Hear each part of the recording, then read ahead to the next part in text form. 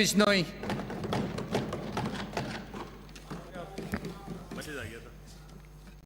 माननीय सभापति जी, राज्य सरकार के तीसरे बजट पर आपने डिबेट में भाग लेने का अवसर दिया, उसके लिए आपका धन्यवाद। मुझसे पूर्व वक्ताओं ने अभी तारीफ की कि कृषि का अलग से बजट पेश होगा। इस घोषणा के लिए बहुत धन्यवाद, मैं भी धन्यवाद करता हूं।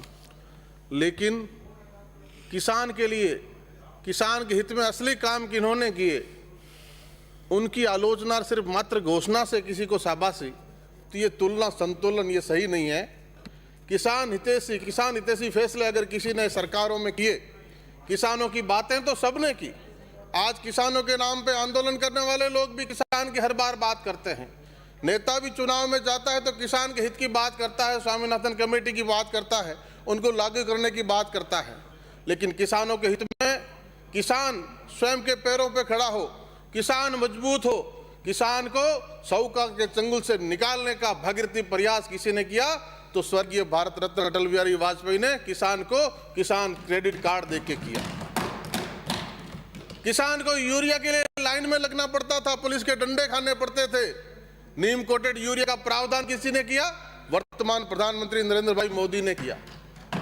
हम अपने स्वास्थ्य की चिंता करते हैं, निरोगी राजस्थान की बात करते हैं, लेकिन हमारी मिट्टी, हमारी धरती जिसमें किसान बीज बोता है, फसल आती है और अन्नदाता अन्न उपजाता है, देश का पेट भरता है, उस मिट्टी के स्वास्थ्य कैसा है, उस मिट्टी के स्वास्थ्य की चिंता करने का काम किसी ने किया तो सॉइल हेल्थ कार्ड देके देश के प्रधानमंत्री नरेंद्र मोदी ने किया। और फसल बीमा योजना, प्रधानमंत्री फसल बीमा योजना और खराबा जो 50% की सीमा थी, उस सीमा को 33% लाने का काम किया। इकाई जो तहसील मानी जाती थी, इकाई को गांव तक लाए, खेत तक लाए। इस ओलावृष्टि को इसमें शामिल किया, अतिवृष्टि को इसमें शामिल किया। ऐसे अनेकों क्रांतिकारी फैसले अगर किसी ने किए तो देश की भारतीय जनता पार्टी की सरकारों ने और भारतीय जनता पार्टी के प्रधानमंत्रियों ने किए। और वर्तमान में जो कांग्रेस के साथी, कांग्रेस की प्रदेश की सरकार और दूसरे प्रदेशों में कहां कांग्रेस की सरकार है, किसान के लिए हित में 86% किसान, देश का जो 5 हेक्टर से छोटी जोत का किसान है, उसके हित में एग्रीकल्चर रिफॉर्म के नाम से केंद्र ने 3 बिल पास किए हैं। उन बिलों पे लगातार जो विरोध लोग कर रहे हैं, वो भी कभी सरकार में थे, वो चाहे केंद्र की सरकार में थे, चाहे प्रदेशों की सरकार में थे, इन रिफॉर्म्स की वो वकालत किया करते थे। एपीएमसी एक्ट में संशोधन होना चाहिए, इसकी वकालत वो किया करते थे। और किसानों के जितने सुधा स्वामीनाथन की रिपोर्ट लाके होनी चाहिए। देश के यशस्वी प्रधानमंत्री ने सिर्फ बात नहीं की, उनको लागू करने का काम किया।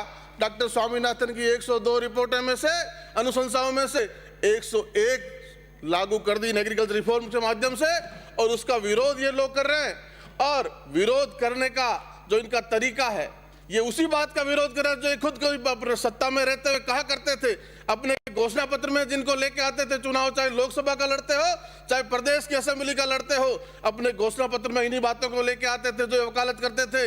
ये तो माननीय सभापति जी वो बात हुई जो खिलाड़ी जो 2 टीमें खेलती है और जब हाफ टाइम में मध्यांतर में पाला बदल हो जाता है तो इधर का गोल उधर करता है, उधर का इधर करता है।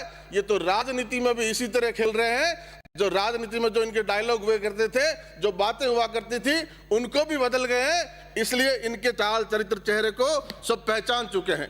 किसान हित में कितना काम हुआ, मैं आपको छोटा सा उदाहरण दे दूं माननीय सभापति जी। पूरे राजस्थान के पटवारी हड़ताल पर है। मेरे नोखा में 57 पटवार मंडल है, 23 खाली है और 147 गांव में 62 गांवों की गिरदावरी नहीं हुई है। और ये पूरे प्रदेश की समस्या है। 45,000 गांव गिरदावरी से वंचित रह गए।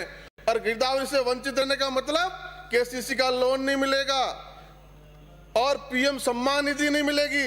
एमएसपी पर फसल बेचने जाएगा तो गिरदावरी की प्रतिशत चाहिएगी। एक किसान की चिंता करने वाले लोग अपने गिरेबान में जाके देखें और पूरे प्रदेश के 45,000 गांवों में गिरदावरी नहीं हुई है। रबी की फसल और पिछले खरीफ की फसल में भी पटवारियों ने खराब हवा उसका सही आकलन नहीं किया। प्रदेश के मंत्री को, कलेक्टर को, सबको अवगत करवाया गया, लेकिन किसान की थोथी चिंता करने वाले लोगों ने उस पर कोई ध्यान नहीं दिया। नहरी तंत्र में पानी नहीं मिल रहा, किसान जगह जगह आंदोलन कर रहा है, चाहे गंगानगर हो, चाहे हनुमानगढ़ हो, चाहे बीकानेर हो, चाहे आगे द्वितीय फेज का नहरी बेल्ट हो, किसान अपने पानी की चिंता कर रहा है। और डिग्गियां जो प्राण है किसान का, नहरी तंत्र में डिग्गियों का राज्यांश नहीं मिला, केंद्र का पैसा मिल गया, और पिछले 2 सालों में तो डिग्गियों का टारगेट भी नहीं मिला, नई डिग्गियों का कोई निर्माण की अता पता ही नहीं है माननीय सभापति जी। इसलिए ये जो बिजली की बात है, किसान बिजली रात में दिन में देंगे, दिन की छोड़िए, रात में भी पूरी समय पे मिल जाए।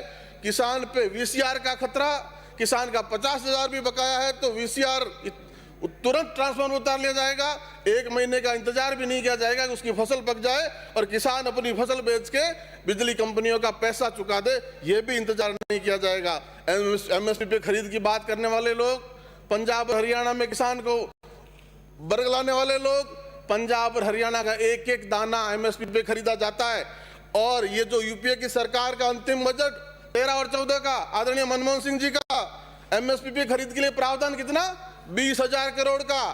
इस साल का केंद्र की सरकार का, मोदी की सरकार का बजट एमएसपी पे प्रावधान कितना, 1,23,000 करोड़ का।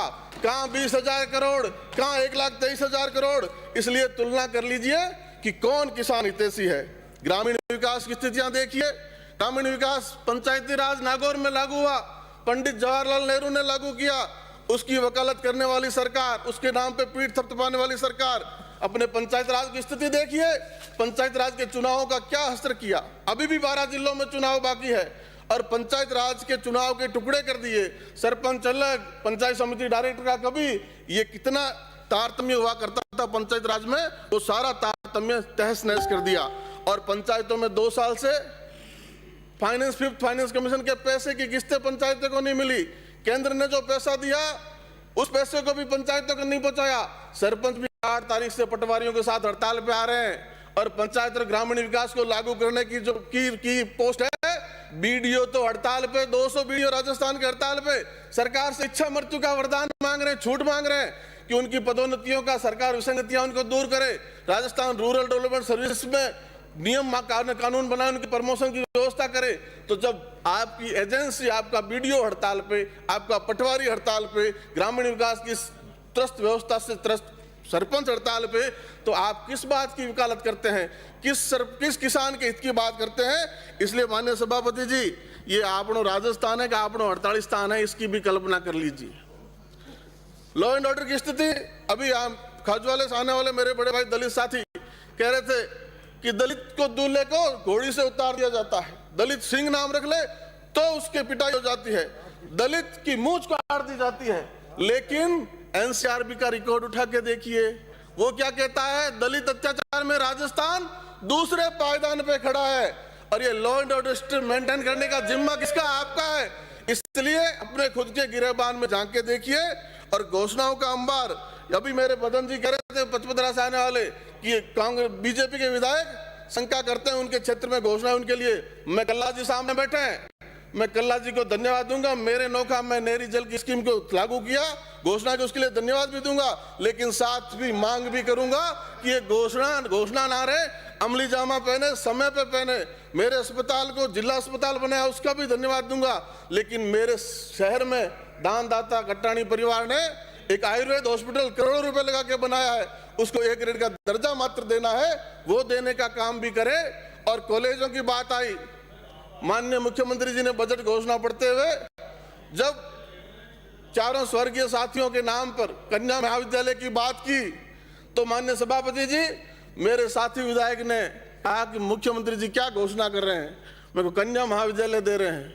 उन्होंने इसरार किया कि कन्या महाविद्यालय तो मेरे यहाँ भी चाहिए। तो मैंने कहा घोषणाएं हो रही है, लेकिन घोषणाओं की कीमत बहुत महंगी है।